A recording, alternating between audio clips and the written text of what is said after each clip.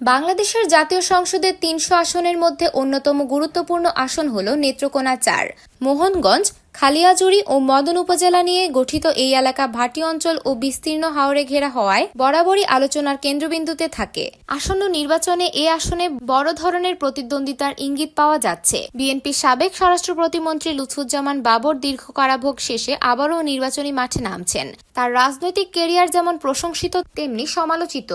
অন্যদিকে আলোচিত তরুণ আলেম মুফতি রফিকুল ইসলাম মাদানির নাম শোনা যাচ্ছে জামায়াতের সম্ভাব্য প্রার্থী হিসেবে। তবে ইতিমধ্যেই মনোনয়ন পেয়েছেন তরুণ নেতা অধ্যাপক আল হেলাল তালুকদার। জামায়াতে ইসলামী সম্প্রতি দেশব্যাপী শীর্ষ আলেমদের অগ্রাধিকার দিচ্ছে। সেই প্রেক্ষিতে মাদানিকেও প্রার্থী করা হতে পারে। যদিও তিনি সরাসরি জামায়াতের সাথে যুক্ত নন, তবে ইসলামী জোটের ব্যানারে প্রতিদ্বন্দ্বিতা করলে তাকে জামায়াতের অংশ হিসেবেই গণ্য করা হচ্ছে। একসময় শিশু বক্তা হিসেবে পরিচিত রফিকুল ইসলাম মাদানি ২০২১ সালে গ্রেপ্তার হয়ে কারাভোগ করেন। পরবর্তীতে মুক্তি পেয়ে আবারও ওয়াজের মঞ্চে সক্রিয় হন এবং আলোচনায় ফিরে আসেন।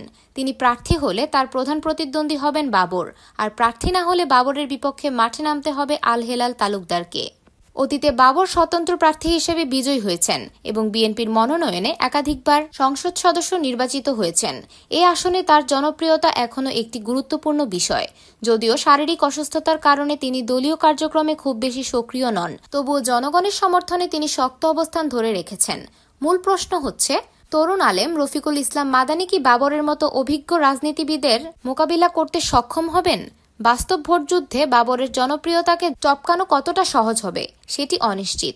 তবে মাদানি যদি মনোনয়ন পান তবে প্রতিদ্বন্দ্বিতা হবে জমজমাট, আর না হলে হেলাল তালুকদারের জন্য বাবরের সঙ্গে টক্কর দেওয়া কঠিন হয়ে পড়বে। সবশেষে বলা যায়, নেত্রকোনা ৪ আসন ঘিরে নির্বাচনী মাঠে যত সময় যাচ্ছে ততই বাড়ছে জল্পনা কল্পনা।